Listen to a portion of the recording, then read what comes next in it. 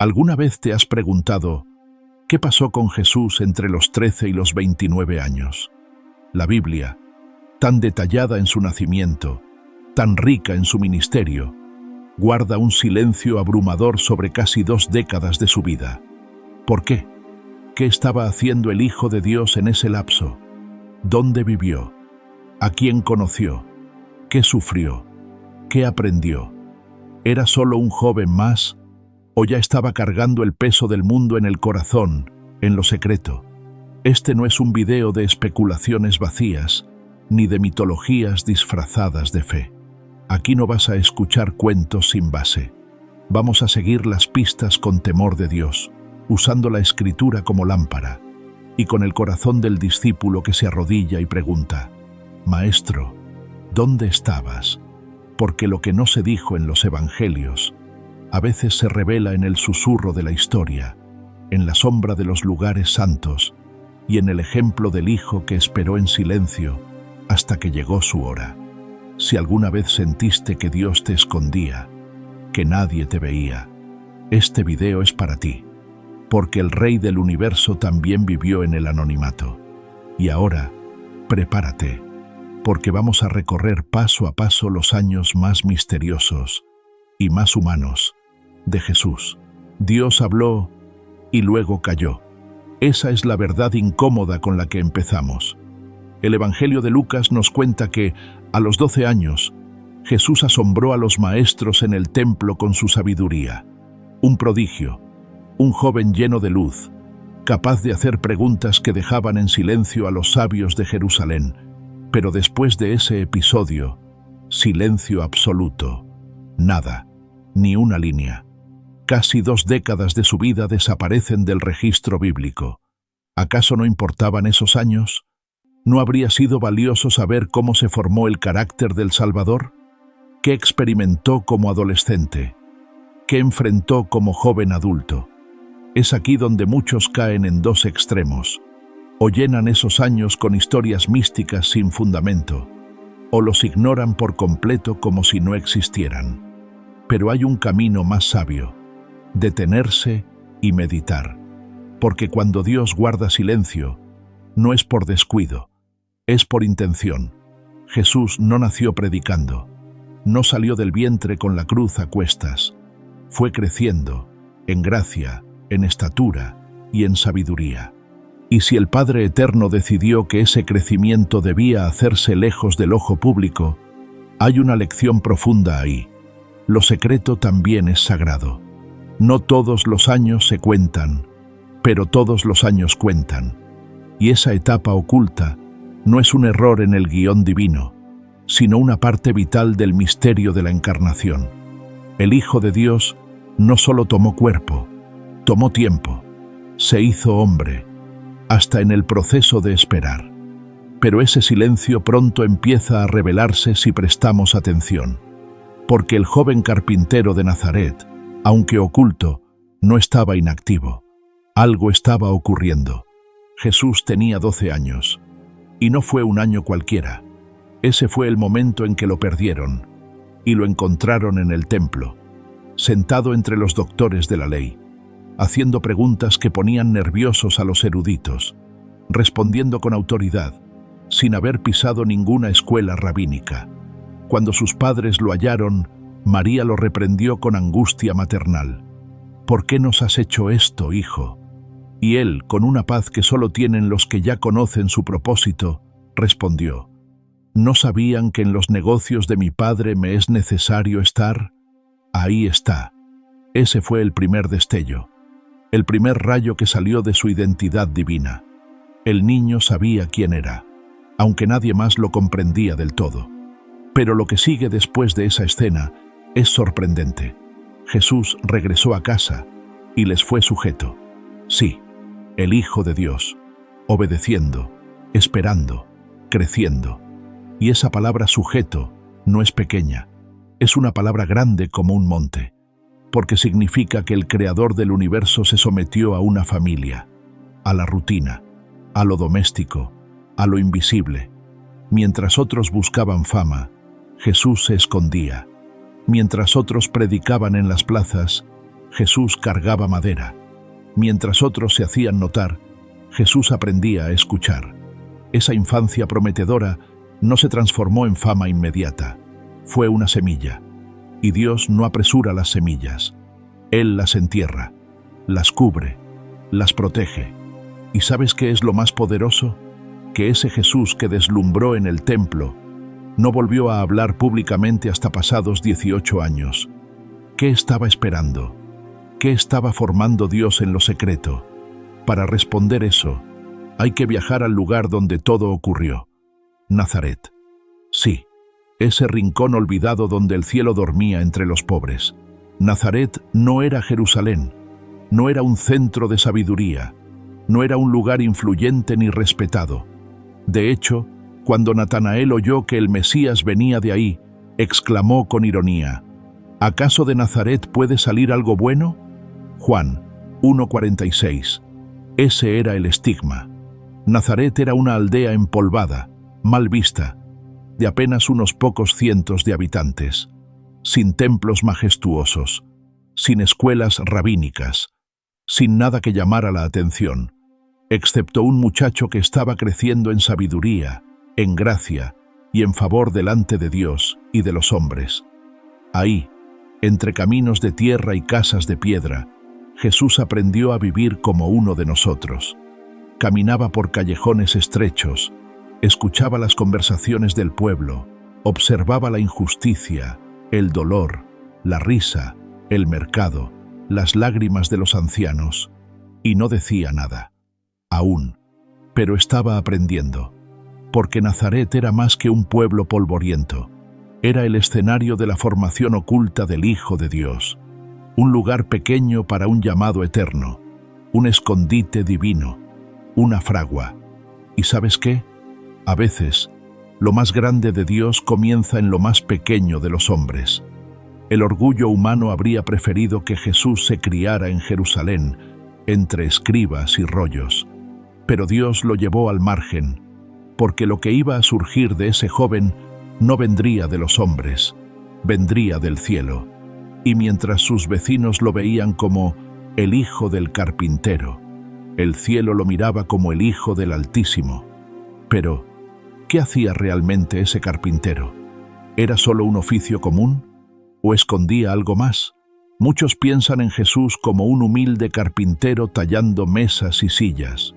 Y sí, en parte es cierto, pero la palabra usada en los evangelios para su oficio no es específica de la madera. En griego se dice tectón, un término que también puede significar constructor, artesano, albañil, incluso arquitecto. ¿Y qué construía Jesús? Quizás reparaba herramientas, quizás levantaba muros con piedra y barro, quizás moldeaba vigas para las casas humildes de su aldea. Pero lo que no podemos ignorar es esto: el creador del universo estaba construyendo cosas con sus manos humanas. ¿Te das cuenta? El Verbo que formó los cielos ahora formaba puertas para vecinos. El que diseñó las montañas ahora cargaba piedras sobre la espalda. Jesús no era simplemente un carpintero, era un obrero divino en lo oculto. Cada clavo que clavaba, cada tronco que lijaba, cada muro que levantaba, lo hacía con perfección. No porque buscara clientes satisfechos, sino porque todo lo que hacía era un acto de obediencia al Padre. Y mientras trabajaba, observaba. Veía al borracho que tropezaba en la plaza. Escuchaba a la viuda que discutía con el prestamista. Notaba el hambre del niño que pasaba corriendo. Y todo lo guardaba en su corazón. ¿Te das cuenta? Antes de predicar parábolas, Jesús las vivía en silencio. El reino de los cielos no empezó cuando abrió la boca en Galilea. Empezó aquí, en un taller escondido, donde cada día común se volvía un ensayo para lo eterno. Pero, ¿quién le enseñó todo eso? ¿Quién estuvo con él en esa etapa? La respuesta está en una figura muchas veces olvidada: María. Ella sabía quién era su hijo, no por rumores, no por intuición, no por especulaciones. Lo sabía porque un ángel se lo dijo, porque el Espíritu Santo la cubrió con su sombra. porque lo sintió moverse en su vientre sin haber conocido varón. Y aún así, María callaba. La misma que había cantado el Magnificat con valentía cuando supo que estaba embarazada, ahora guardaba cada detalle de la vida de Jesús, como si fueran joyas espirituales. María guardaba todas estas cosas en su corazón. Lucas 2:19. ¿Te das cuenta del poder de esa frase? No le contaba a las vecinas lo que Jesús le decía en casa. No escribía cartas, ni publicaba testimonios. No buscaba fama por ser la madre del Mesías. Ella guardaba, ella meditaba, ella protegía. María fue el primer templo donde Jesús habitó, y también fue su primera maestra. Le enseñó a leer, a orar, a trabajar, a amar las Escrituras. Lo formó en la Torá, en los Salmos, en los profetas. Pero hubo un momento en que también tuvo que apartarse, dejar que Dios siguiera formando a su hijo sin su intervención. Porque el camino del Mesías no era solo de una madre orgullosa, era el sendero del siervo doliente. Y ella lo aceptó. El silencio de María no es indiferencia, es reverencia, es discernimiento, es el eco del Padre que también guardaba en secreto esos años. Y si María calló, es porque había cosas que debían mantenerse ocultas, hasta que se manifestara el Hijo del Hombre. Pero el mundo no soporta el silencio. Por eso surgieron rumores, historias, relatos extraños de lugares lejanos. Algunos incluso afirman que Jesús viajó al Oriente en busca de sabiduría. ¿Y si no fue solo mito? Vamos a examinarlo, con cuidado y Biblia en mano. En monasterios del Tíbet, en archivos polvorientos de la India y en relatos apócrifos de siglos posteriores, hay una historia que vuelve una y otra vez, que Jesús, en sus años perdidos, habría viajado al Oriente, que habría buscado sabiduría entre los brahmanes, que habría debatido con monjes budistas, que habría caminado por senderos sagrados, antes de volver a Galilea como un rabí diferente a todos. ¿Y qué decimos los que amamos la Escritura? Decimos esto: la Biblia no afirma tal cosa, pero tampoco lo niega de forma explícita. El silencio entre los 13 y los 30 abre una ventana que algunos han querido llenar con aventuras espirituales. Sin embargo, ninguna de estas fuentes orientales resiste la prueba seria de la historicidad. Muchas surgen siglos después, influenciadas por el deseo de conectar a Jesús con otras religiones.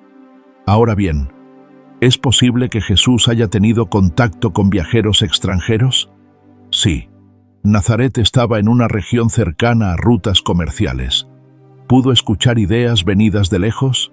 Claro que sí.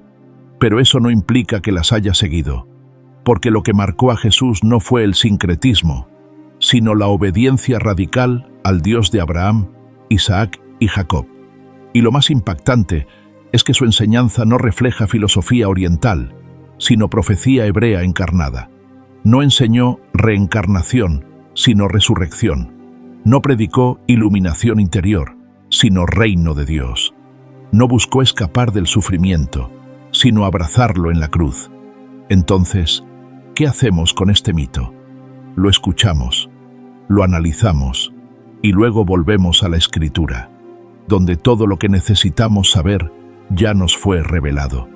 Pero si de comunidades místicas hablamos, hay una más cercana, más antigua, más bíblica, y con la que Jesús sí podría haber tenido contacto real. Mucho antes de que Juan el Bautista gritara en el Jordán, ya existía un grupo en el desierto que vivía como si el fin del mundo estuviera cerca. Los esenios. Eran judíos devotos, radicales, alejados del templo de Jerusalén porque creían que estaba corrupto. Ellos copiaban las Escrituras a mano, vivían en comunidades austeras, practicaban rituales de pureza, rechazaban el lujo y la violencia, y esperaban ansiosamente al Mesías. ¿Te suena familiar?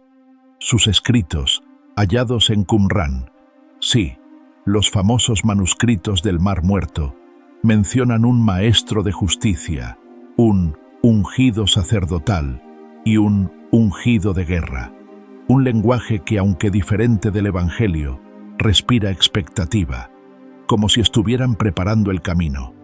Ahora bien, la Biblia no dice que Jesús fue esenio, pero varios estudiosos cristianos consideran que Jesús conocía su estilo de vida, su enseñanza, su disciplina. Algunos incluso piensan que Juan el Bautista fue formado por ellos, y sabemos que Juan preparó el camino para Jesús. ¿Fue Jesús influenciado por los esenios?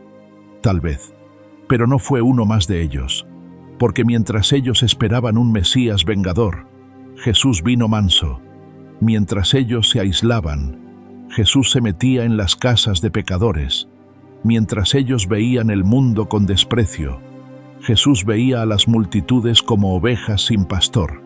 Jesús no fue una copia de los esenios, pero tal vez fue la respuesta a su clamor. Y si el desierto fue una posible cuna de preparación, hay otro lugar que siempre ha estado envuelto en misterio: Egipto. No solo fue su refugio de niño, algunos piensan que también fue su escuela de joven. Mateo nos dice que cuando Herodes buscaba matar al niño Jesús, un ángel del Señor habló en sueños a José y le dijo: «Toma al niño y a su madre y huye a Egipto». Y así lo hizo. La familia vivió allí hasta la muerte del tirano. Eso es todo lo que dice la Biblia. Un episodio breve, pero cargado de ecos proféticos. De Egipto llamé a mi hijo. Oseas 11:1, citado en Mateo 2:15. Pero aquí surge una pregunta que ha inquietado a más de un corazón curioso. ¿Y si Jesús no solo fue a Egipto como niño, sino que regresó allí de joven? Algunos historiadores y textos gnósticos posteriores, no canónicos, afirman que en Egipto existían escuelas de sabiduría, templos, bibliotecas, lugares donde se enseñaban artes, lenguas antiguas, medicina, astronomía e incluso misticismo. ¿Pudo Jesús haber aprendido allí algo? Como creyentes bíblicos, respondemos con cuidado: no lo necesitamos. Jesús no fue formado por las filosofías de hombres, sino por el Espíritu Santo. Pero también sabemos que Dios a veces permite que sus siervos pasen por tierras ajenas para prepararlos. Moisés fue educado en toda la ciencia de Egipto, antes de liberar al pueblo. José fue esclavo en Egipto, antes de gobernar en sabiduría. ¿Y Jesús? No tenemos pruebas sólidas de que haya vuelto a Egipto en su juventud. Pero tampoco podemos ignorar que Egipto representa en la Biblia un lugar de refugio, aprendizaje y liberación. Y si algo aprendió Jesús en Egipto, no fue magia, fue memoria. Memoria de un pueblo que salió de allí por la sangre del Cordero. Memoria de una promesa que él mismo venía a cumplir. Pero Jesús no vivía entre libros. También vivía entre herramientas, clientes, mercados y oficios sencillos. Y es allí, entre lo cotidiano, donde vemos otra faceta sagrada de su formación. Imagina a Jesús amaneciendo con el primer canto del gallo. No había cámaras, no había seguidores, no había multitudes pidiéndole milagros. Solo un joven, el Hijo de Dios encarnado, amarrándose las sandalias, lavando su rostro y saliendo a trabajar. Tal vez reparaba una puerta, tal vez levantaba un muro, tal vez transportaba madera al mercado. Sí, el Mesías sudaba, tenía callos, cansancio, hambre, y aún así no pecaba.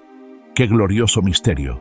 Jesús vivió en el anonimato durante la mayoría de su vida. Si hoy viviera, probablemente lo pasaríamos por alto. Diríamos: es solo un obrero más. Pero ahí, en lo oculto, se formaba el carácter del Cordero de Dios. ¿Sabes qué hizo él con esos años? Observó al mundo, vio al cliente injusto que no pagaba lo acordado, al joven que hablaba con soberbia, a la mujer que limpiaba su casa sola mientras su esposo jugaba con dados, y cada rostro, cada historia, cada injusticia, la almacenaba como semilla en el alma. Por eso, cuando predicó parábolas, no hablaba desde la torre de un filósofo, hablaba desde lo vivido, El reino de los cielos es como un hombre que siembra, como un mercader que busca perlas, como un dueño de casa que sale al amanecer. ¿Cómo sabía todo eso? Porque él lo había visto, él lo había vivido.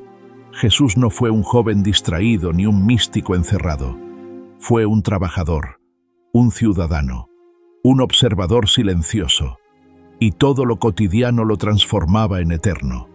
Pero ese tiempo también tuvo sus pruebas, y quizás la más dura de todas fue la pérdida de José, su padre adoptivo. José, el esposo de María, el hombre justo, el que soñaba con ángeles, el que no habló ni una palabra en los evangelios, pero obedeció cada una de Dios, y de pronto ya no está. En las bodas de Caná, cuando Jesús comienza su ministerio, María está presente, pero José no aparece, ni en Caná, ni en ningún episodio posterior. Solo silencio, ausencia, vacío. ¿Y eso qué significa? Que muy probablemente Jesús vivió la pérdida de su padre terrenal en su juventud, tal vez cuando tenía 15, o 18, o 22. No lo sabemos.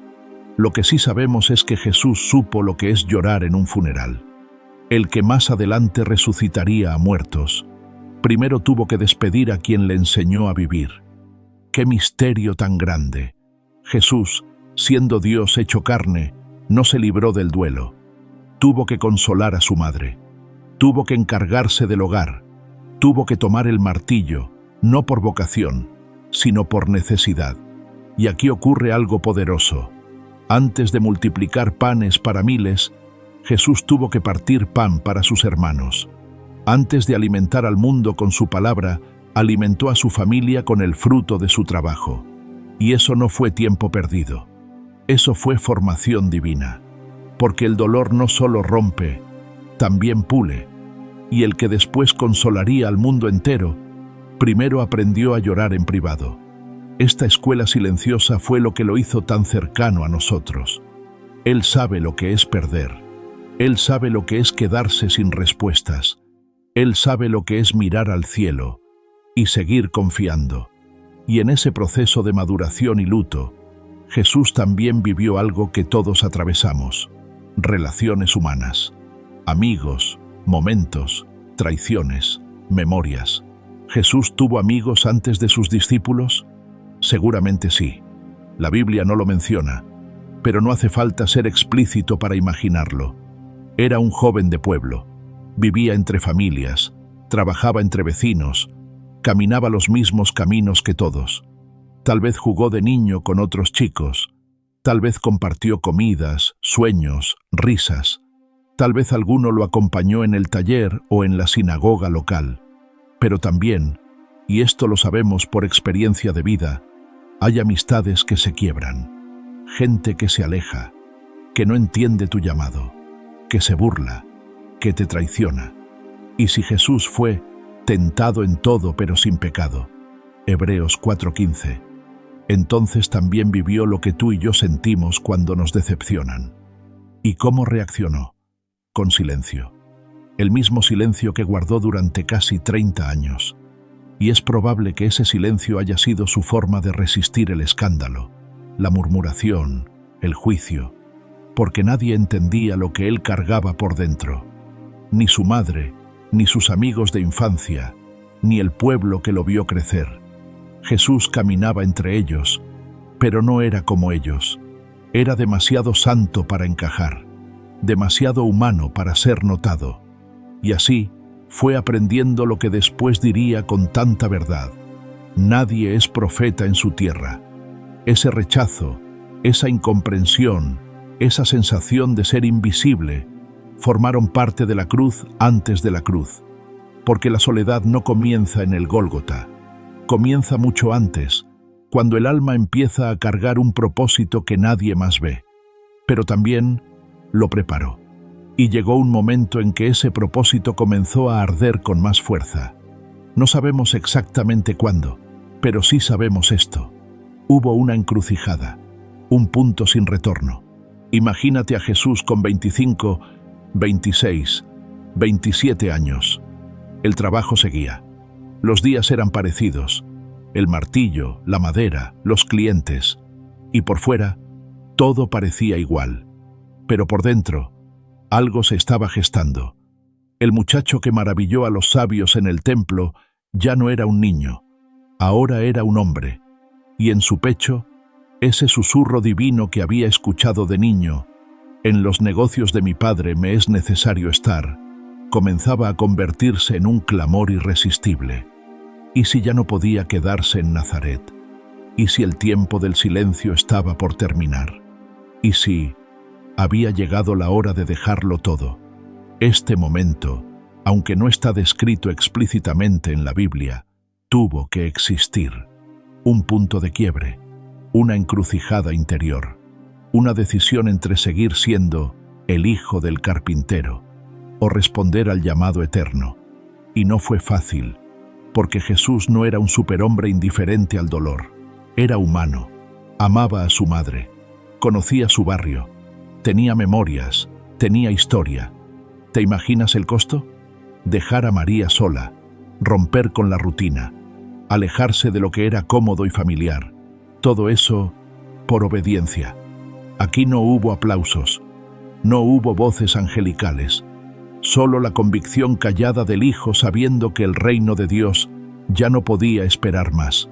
Fue una obediencia sin espectáculo, un paso invisible que lo llevó directamente al río Jordán. Porque cuando el propósito de Dios te arde por dentro, llega un momento donde no puedes seguir haciendo como si nada.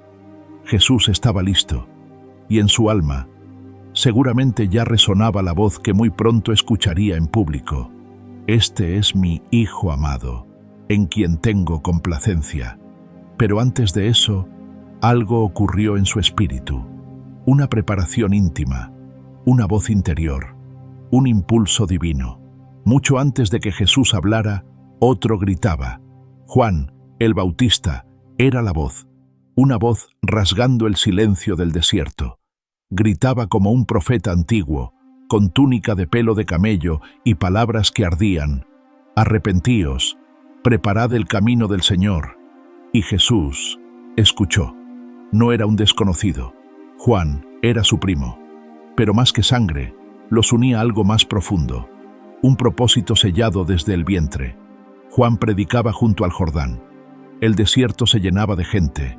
Romanos, soldados, fariseos, cobradores de impuestos. Todos iban a escuchar esa voz áspera, urgente, santa. Y Jesús también fue. Pero no como espectador. Jesús fue al desierto porque algo dentro de él lo empujó. No fue curiosidad, fue obediencia espiritual. ¿Te imaginas ese momento? Jesús caminando solo entre las piedras, dejando atrás Nazaret, sabiendo que no hay retorno. Cada paso lo alejaba del anonimato y lo acercaba a la cruz. Y al llegar al río, no lo anunció nadie. No dijo, «He aquí el Mesías».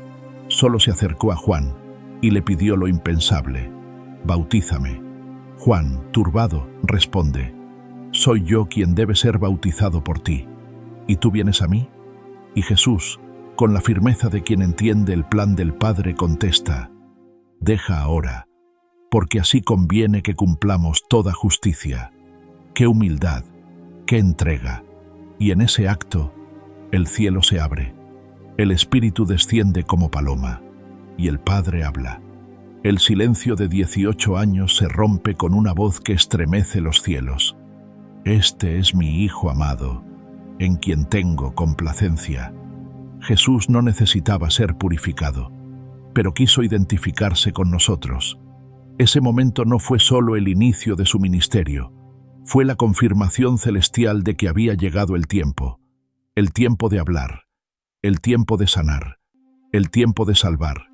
Y ahora, con el Jordán a sus espaldas y el mundo delante, Jesús toma una decisión aún más radical. Ya no hay vuelta atrás.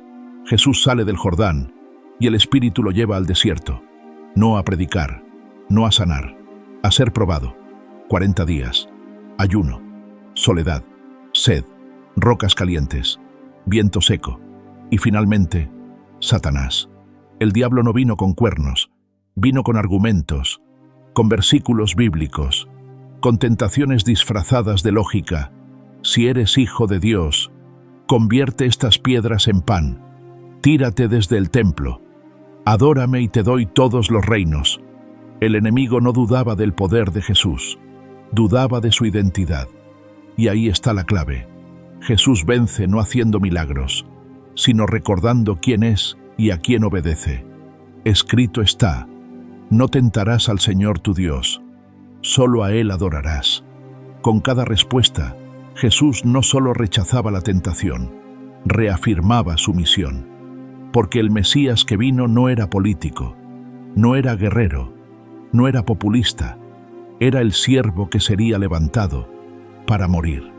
Y tras esa victoria silenciosa, sin testigos, sin ovación, Jesús salió del desierto lleno del poder del Espíritu. Esa fue su decisión final. No sería más el hijo del carpintero. No volvería a Nazaret a esconderse. No viviría más en lo cotidiano. Ahora hablaría, sanaría, confrontaría, amaría hasta sangrar. Y ese paso, esa decisión santa, encendió el fuego que cambiaría la historia. Por eso ahora entramos al momento que lo cambia todo, el punto de partida, el estallido del reino. Después de décadas en lo oculto, después del martillo, el sudor, las lágrimas privadas, los silencios de María, la ausencia de José, las pruebas en el alma, Jesús habló. Y cuando habló, todo tembló.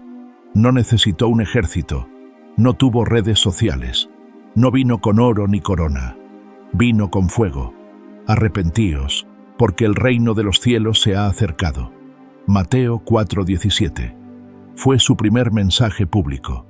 Y con él, todo cambió. La voz que antes leía las Escrituras en Nazaret, ahora las cumplía. La mano que trabajó la piedra, ahora sanaba la lepra. El joven que lloró en silencio por su padre, ahora resucitaba a los muertos. El que fue tentado en el desierto, ahora echaba fuera demonios con una palabra. Jesús no se hizo poderoso cuando empezó a obrar milagros. Él ya era poderoso cuando escogió obedecer en lo oculto. Y eso lo cambia todo, porque muchos quieren el fuego, pero no aceptan el silencio. Muchos quieren el púlpito, pero no el taller. Muchos quieren ser vistos, pero no moldeados.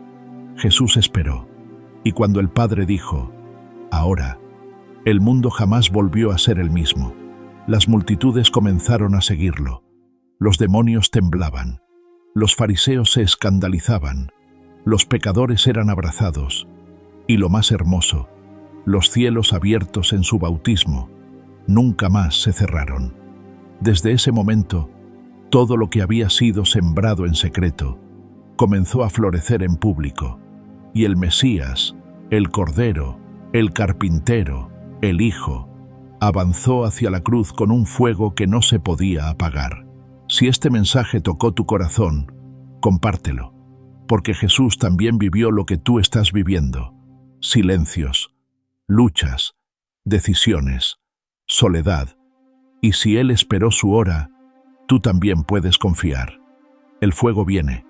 Nos vemos en el próximo video. Que Dios te abrace donde estés. Hasta pronto.